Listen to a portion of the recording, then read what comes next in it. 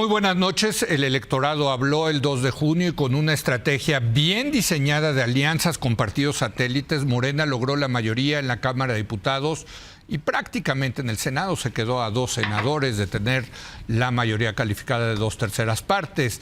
Y sí es cierto, es una gran sobrerepresentación, pero así es el sistema y supongo que las autoridades electorales le van a asignar los legisladores suficientes a Morena y aliados para aprobar, por ejemplo, una reforma profunda al Poder Judicial o la desaparición a los órganos autónomos del Estado. Para debatir este tema de la sobrerepresentación, saludo a Ana Laura Magaloni. Ana, hola, buenas noches. Leo, buenas noches. Héctor Aguilar Camín, buenas noches. ¿Qué pasó? Jorge Castañeda, buenas noches. Hola, Leo. Y Javier Tello. Leo. Bueno, decíamos sobre representación porque Morena y sus aliados, por ejemplo, van a tener el 54% del voto, tuvieron 54% del voto en Cámara de Diputados, pero van a tener el 74% de la representación. De las curules. De las curules, o sea, es una sobrerepresentación del 20%. La Constitución dice que la sobrerepresentación no puede pasar del 8%, pero dice la Constitución por partidos, ¿no? Entonces, ahí sí, por partidos, si se ve la sobrerepresentación de Morena, del Verde y del PT, pues no pasan del 8%, Héctor. La Constitución no dice coaliciones, pero el COFIPE sí dice. Es que ahí está ahí va a venir la leguipe. Ahí sí dice expresamente, y esto se aplicará también a las coaliciones, en no sé qué artículo del COFIPE del año 96. Pero hay interpretaciones jurídicas. No, esa es la letra del COFIPE. Porque el tribunal ya alguna vez, digamos, sobrerepresentó diciendo que no era, solo aplicaba partidos, ¿no? Hay un galimatías jurídico que es una de las especialidades de nuestros partidos políticos y nuestros políticos profesionales de hacer leyes que no quieren cumplir. Sí. Y andarle buscando siempre una puertecita chiquita a la puertezota grandota que está cerrada. Y la usaron, ¿eh? Porque sí hubo una estrategia diseñada. Y la han usado. Sí. Entonces, yo creo que a la hora en que venga, primero, esto no sea concluido. Esto que tú dijiste ahorita de esa sobrerepresentación es algo que está en litigio y está a disposición del INE y a disposición del otro tribunal. Yo tengo una duda que quiero que me resuelva Ana Laura. No sé. Entiendo, me hicieron una explicación muy complicada de todos los pequeños reglamentos y matices en las distintas que justifican desde un punto de vista técnico esa sobrerepresentación absurda, enorme, que no tiene en efecto nada que ver con la voluntad expresa de los votantes. Entonces, al parecer hay esa justificación en leyes secundarias, subsecundarias, vicesecundarias, intermedias. Hay suficientes interpretaciones del tribunal. Sí, muy importante. Mi pregunta es si lo que dice la Constitución de que solo debe haber un 8% de sobrerepresentación no debería ser el criterio que prima sobre todo lo demás, porque no puedes tener una Constitución que dice que no puede haber más del 8% de representación de una fuerza política, partido o coalición, ¿no? Partido. Es que dice, eso es lo que dice la Constitución. Y estos se encontraron esa laguna. No, por eso. Sí. Pero eso es lo que dice. Y estás teniendo una sobrerepresentación. En el 18 la tuviste creo que de 16 y ahora de 21. Sí, 20, más de 20 puntos. A ver, yo quiero... ¿Cuál debe primar aquí? ¿La negociación de los políticos o el texto constitucional? No, es que, querido Héctor, ese es el corazón de cualquier litigio. Bueno, en cualquier litigio importante, donde no estemos de acuerdo, hay dos interpretaciones jurídicas posibles. La que defiende una parte y la que defiende la otra. ¿Cuál debe prevalecer? Pues mira, si te quieres ver bien jurídicamente, cuenta muchísimo lo que hicieron los tribunales anteriormente. O sea, dado que la ley es porosa, ser consistente con el pasado es muy importante para ser legítimo en el presente. O sea, sí, o sea, como los ingleses, como y en todos los sistemas de justicia es así, porque si no suena que estás siendo un juez caprichoso, que solamente porque en este contexto es distinto, entonces tú aplicas. Y la segunda cosa que es muy importante, y no estamos acostumbradas en el mundo del derecho codificado a hacer esto, es mucho más del sistema norteamericano, es que dado que tienes dos posibles soluciones, los argumentos también tendrían que ser cuál es la utilidad social, la justicia de tu decisión. ¿Me entiendes? O sea, ¿por qué en determinado contexto una decisión es mejor que otra? Si nuestros tribunales estuvieran argumentados y capacitados, y ese hubiera sido nuestro sistema de justicia, estaríamos debatiendo muchas otras cosas. Pero tenemos un sistema de justicia que ha debatido menos la utilidad, la conveniencia en función de los contextos, y que ha dado bandazos el Tribunal Electoral a conveniencia. O sea, sí no tenemos un Tribunal Electoral a prueba de balas y pero consistente. ¿Verdad que hay interpretaciones ya del tribunal que dicen que es por partido, no? Eso es lo que yo escuché. Sí, y si tú eres un tribunal dirías, en este contexto lo interpretamos así por estas razones, nos parece un contexto nuevo por ABCD. Eso es como funciona el sistema de derecho judicial en los países donde la judicatura se toma muy en serio las razones por las que decide de un lado y del otro. Nuestro sistema de justicia es mediocre y el sistema electoral es muy mediocre. Entonces, ¿qué va a prevalecer? Yo puedo imaginar que va a prevalecer ahorita la interpretación de la sobrerepresentación, porque así veo el contexto. De por partido. Sí, o sea, que queda como usted. Quedan más de 20 puntos. Y no veo que ni siquiera haya un contexto para que el tribunal resolviera en otro sentido. Yo también lo veo así. Yo creo que este arroz ya se sobrerepresentó. Jorge. Pero yo tengo una pregunta también, Ana Laura. Hay una disposición también, no sé si en la ley o en la Constitución, si es nueva o es anterior, de la llamada afiliación efectiva. ¿Qué quiere decir eso? Sí. No tengo ni idea a qué te refieres. No, esa es parte. Yo tampoco, por eso. Te voy a decir eso de la afiliación efectiva. Ocurrió en 2018 con Lorenzo Córdoba. Así es. En efecto, que para tratar de evitar el engaño de un candidato que pretende ser A cuando en realidad es B. Sí. ¿No? Entonces usaron ese tipo de argumentación para evitar la sobrerepresentación. Pero creo que lo echó el tribunal para atrás. Ah, sí. Ah, ¿lo echó para atrás? Creo que sí. Porque hubo una ley después del 18, para el 21. Y luego... Esto de la sobrerepresentación viene... Ya es viejo. No, eso viene de los 80. No, por eso, pero... No, de la interpretación del Tribunal Electoral. Ya lo he interpretado en otras elecciones. Así es. Y por cierto, ahora... El Instituto de la Ciudad de México... Ya lo dio por bueno. Lo dio por bueno, pero se le cambiaron ahí, o sea, diputados partidos, sí. Entonces, que estaban en un partido y dijeron, no, oiga, no, yo voy por este otro. Eso es la afiliación efectiva, que se supone que sí, no pero lo puedes hacer. Es que también tiene razón el argumento de que ya siendo diputado y senador tú te puedes cambiar y te puedes... Bueno, no son todavía. No. Pero entonces la pregunta es si lo puedes hacer a posteriori, ¿por qué no lo puedes hacer a priori? Pero vuelvo a mi pregunta.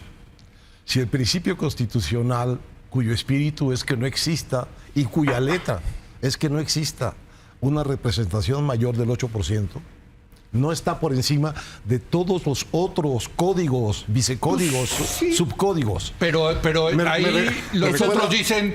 Es que dice partidos. Eso es lo que van a argumentar los que están defendiendo la norma. O sea, el argumento que tiene... Es lo que yo pregunto. Es decir, pero ¿por qué tienes en tu Congreso una sobrerepresentación del 20% si tu Constitución prohíbe más del 8%? Porque te van a decir es por partido y no por coalición. Porque el Verde y el PT somos diferentes. Y se pueden separar. Te voy a decir que me recuerda todo esto. Un dicho de Manuel Monero Sánchez, que en algún momento... sacaron con su mayoría en el Senado una ley que violaba la Constitución, obviamente. En no sé qué circunstancia política la aplicaron. Y le dijeron, oiga, esto ustedes reconocidamente han dicho que es anticonstitucional y hasta lo está reconociendo la Suprema Corte entonces. Y él dijo, sí, está en proceso, pero mire usted, la ley es la ley aunque sea anticonstitucional. Sí, bueno, pues eso. Perdón, Javier, te toca a ti. Es un Gran tema, por cierto, en esta mesa lo discutimos cuando sí quitaron. Tú siempre nos recuerdas que esta idea de quitar la representación proporcional, etcétera, pero pues sí es un hecho que utilizaron. A ver, lo que hay del trasfondo es que Morena utilizó al PT y al Verde para servirse con la cuchara grande, porque eso aprendió desde el 2018. Creo que primero el tema de la Constitución, yo creo que la Constitución, la letra de la Constitución, que la oposición se ha cansado de defender una y otra vez, la ley es la ley, dice por partido. El argumento que tiene la oposición y que ha sido desarrollado por Ciro Murayama, que sabe mucho de estos temas, tiene que ver con una ley secundaria, que es la ley del... Que está el artículo, por ejemplo, en nexos, ¿no? Pero la Constitución, si nos vamos a regir por la Constitución, es precisamente el argumento que tiene Morena y sus aliados para lograr esta sobrerepresentación. Es correcto. Coincido con Leo que nuestro sistema está diseñado, así lo diseñamos los mexicanos, los partidos, para no solamente ser inequitativo, dándole más dinero a unos partidos que a otros, sino también para garantizar la sobrerepresentación y la subrepresentación.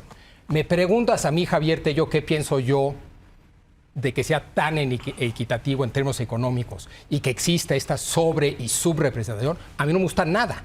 No me gustaba hace 20 años, no me gusta hoy. A mí me gustaría que este fuera un sistema puro de representación proporcional. Pero escogimos y tenemos un sistema mixto. Y los partidos, yo creo que de manera legítima, ven la ley, la estudian y desarrollan estrategias para beneficiarse como partidos. Deberían no hacerlo, pues, híjole, podemos tener esa discusión. Es una discusión muy complicada. Pero creo... Claro que lo van a hacer, debería. ¿Por qué no? El deber ser... No, yo creo que el deber ser importante. A ver, el líder supremo encargó que tuvieran mayorías calificadas. Y se pusieron a trabajar y las lograron. Es decir, tengo entendido que lo que hicieron fue no competir en coalición. ¡Claro! En ciertos lugares. Por lo tanto, la cláusula en una ley secundaria que aplica para las coaliciones no aplica en estos estados de partidos. O sea, hicieron eso. Eso se vale. Diseñado. Eso se vale. Creo que sí. Otra vez, yo no soy ni abogado ni menos experto en ley electoral. Ahora, eso les va a dar el poder de cambiar la Constitución con el 54% de los votos. Sí, pero Leo... O sea, yo no sé si en el sistema mixto alemán pueda una coalición cambiar la Constitución. Pero Leo, también, si vamos al espíritu... Sí. Siempre es complicado el espíritu, sobre todo el Espíritu Santo, muy complicado. El espíritu de la ley. Claudia Sheinbaum ganó con prácticamente 60%. Un poquito más, quitando los votos nulos. Quitando los nulos y quitando al PRD. Y quitando al PRD, sí. Entonces, en ese sentido, ella tiene un mandato de más de 60%, pues ya debiera tener, si estuviéramos en un mundo ideal, pues también de 60% en el Congreso. Why not? No, porque ese es el voto de la presidencia. Porque es un voto, es una elección distinta. No, es una elección distinta, pero es el mismo día, con los mismos partidos, el mismo financiamiento. Pero no es un sistema para darles eso. Eso es lo paradójico. Por eso, pero si lo tiene, no estás yendo en contra del sentimiento de la gente que le dio un mandato enorme a ella. Tú puedes discutir que son dos elecciones distintas, también puedes discutir que es el mismo día, la misma elección, las mismas casillas, el mismo dinero, los mismos partidos, pero el espíritu del mandato de ella tiene este mandato, pues yo quiero tener el mayorismo. Finalmente es el mayorismo, Javier. Porque yo creo que el mandato... Ni yo. El mandato de una elección no vale puede ser que un candidato gane el 60%. Bueno, les pasó a ustedes con Fox. Sí. Y que en la Cámara de Diputados tengan el mandato sea de gobierno dividido. Queremos un presidente con este mandato y por eso, sí. Son dos elecciones radicalmente distintas. Una es el de quién va a ser el jefe del Ejecutivo y otra es cómo es la representación en el Congreso de las distintas fuerzas políticas. En una no hay más que un ganador, en la otra hay tantos ganadores como haya. Y el reparto, Sí. lo que mandan los votantes, no es lo que están haciendo con estas argucias legales.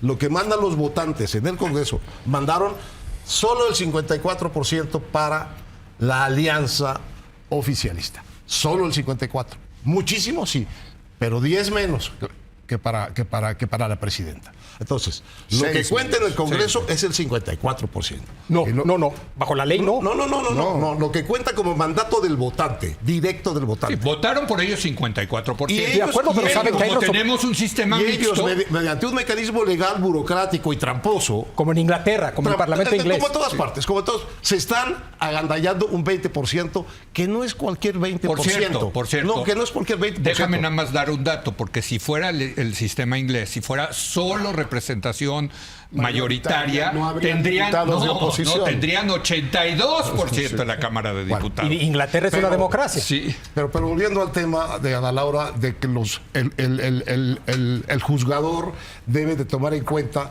una serie de cuestiones que no están solo en la ley, sino que tienen que ver con la implicación de su fallo para el conjunto de la sociedad. Este 20% De sobrerepresentación. hace la diferencia entre blanco y negro, ¿eh? Sí. Este 20% Sí, no, hace la diferencia entre un gobierno que puede cambiar la Constitución y prácticamente desaparecerla, como nos dijiste La semana con pasada. bastante Otra preocupación la semana pasada, o no, o tener un gobierno que necesita negociar para poder cambiar las leyes. A ver, Una quería... pregunta, A ver, Ana Laura, yo- primero. Es enorme. Sí, la A pregunta ver, y... la pregunta, ya sé que no es así el sistema, pero no debiera en un caso así de importante y de complejo resolver la Suprema Corte. Ya sé que no puede, ya sé, Mira, pero no debiera. en este contexto la Suprema Corte está muy cuestionada por Morena. Claro. Entonces, cuando Para la eso la van a Suprema usar. Corte deja de ser un árbitro creíble para la otra parte y le vas a cambiar la jurisdicción, pues ese fallo no va a tener ninguna legitimidad. Total. Yo creo que el problema de fondo de nuestra parte jurídica es que nuestros tribunales a veces no tienen el grosor de legitimidad que requerirían para hacer una cosa así, para hacer una decisión más amplia, donde puedas evaluar contextos, Lo mejor que tenemos para decir esto es justo o es razonable, deja tu justo, sino razonable, es lo que han hecho anterior. Y quizá haya precedentes contradictorios. Yo no conozco el issue, pero puede haber que haya precedentes que apoyan la interpretación mayoritaria y otros minoritarios. Y ese es el debate jurisdiccional. Sí, pero no es cuál es la ley ideal. Ese es el debate legislativo y muchas reformas electorales surgieron después de interpretaciones de los tribunales y del IFE de la ley. Digo, hay un precedente cabal, que es el 18, ¿no? Sí, claro. No, hay y eso- dos. 21 y 18. Además, hay tres. fíjate. El primero que lo usó fue el PRI en 2015. Sí, es El correcto. segundo que lo usó fue Morena en 2018. Lo volvieron a usar en el 2021, pero con el tema de la afiliación efectiva, que quiere decir que tú seas candidato de un partido del que realmente eres miembro, porque Sí. lo que hacían era Mario Delgado con los votos de Morena iba como candidato por el Del PT, PT.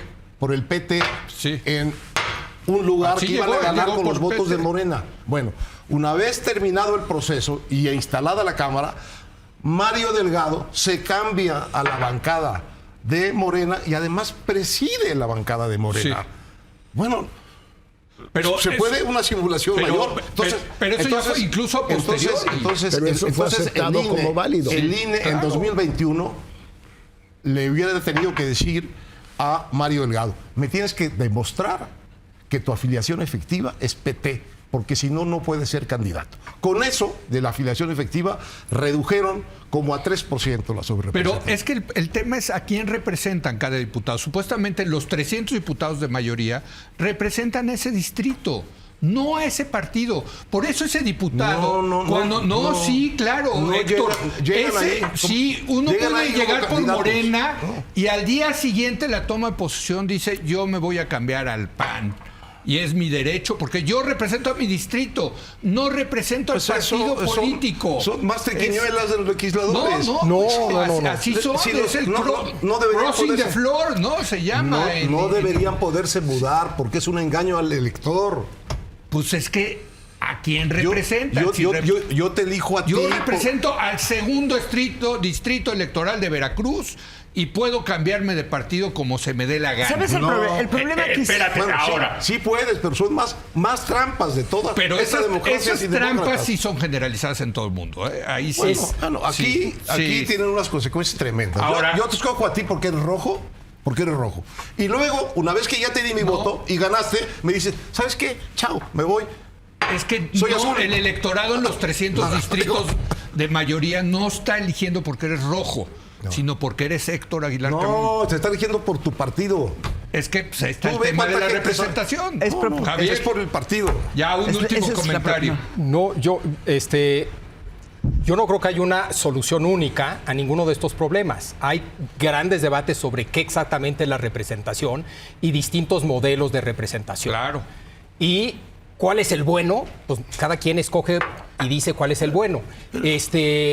Digo, es que así es.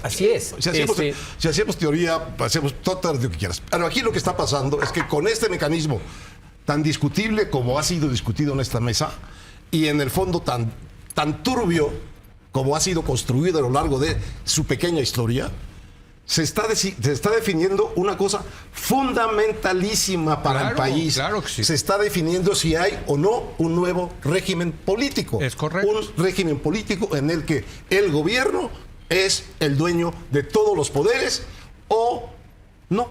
Yo insisto que Esa es la pequeña diferencia. el debate que se dio a partir, entre otras cosas, de un artículo de Córdoba, era precisamente hay que quitar el tope de sobrerepresentación. Sí. ¿Para qué? Por un tema de gobernabilidad. ¿Para qué? Para cambiar la Constitución y transformar al país.